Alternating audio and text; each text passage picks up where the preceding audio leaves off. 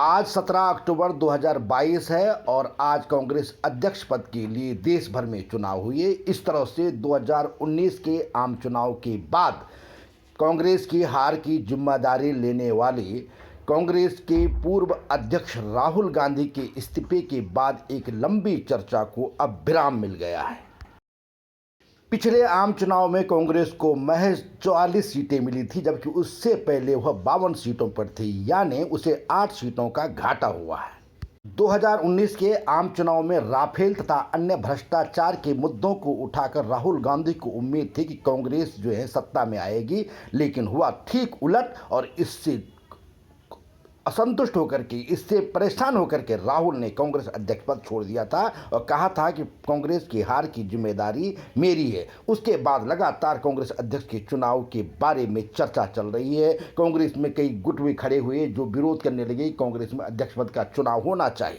यह मामला उदयपुर चिंतन शिविर में भी कांग्रेस के नेताओं ने उठाया था। बाद में इससे पहले कांग्रेस में समूह 23 बना जो लगातार इस मुद्दे को उठाता रहा और इसी की वजह से गुलाम नबी आज़ाद जैसे वरिष्ठ नेता जिन्होंने 50 साल तक कांग्रेस में रहे हैं, वह कांग्रेस छोड़ करके चले गए।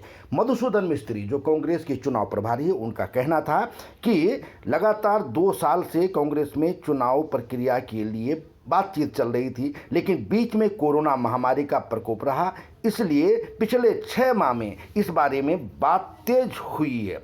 इसी बीच चुनाव प्रक्रिया शुरू कर दी गई, जिसमें राज्य तथा जिला स्तर पर अधिकारी यानी चुनाव अधिकारी नियुक्त किए गए। मतदान करने के लिए डेलीगेट्स चुने गए।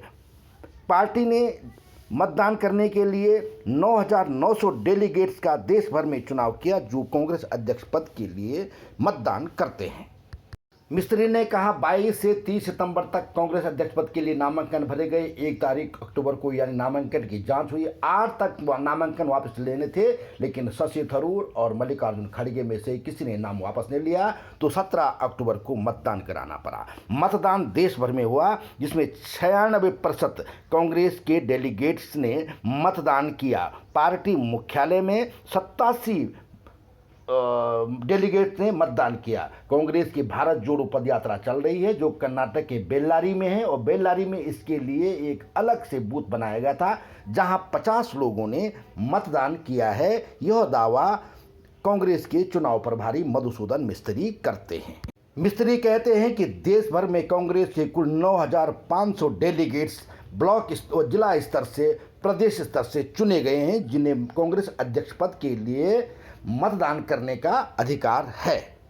कहते हैं ना, सिर मुड़ाते ही ओले पर, यही स्थिति अब खड़गे के सामने है। चूंकि खड़गे के अध्यक्ष बनने के तत्काल बाद हिमाचल प्रदेश विधानसभा और गुजरात विधानसभा के चुनाव हैं और इन दोनों विधानसभाओं के जो भी परिणाम होंगे उसकी जिम्मेदारी, उसका श्रेय खड़गे को होगा।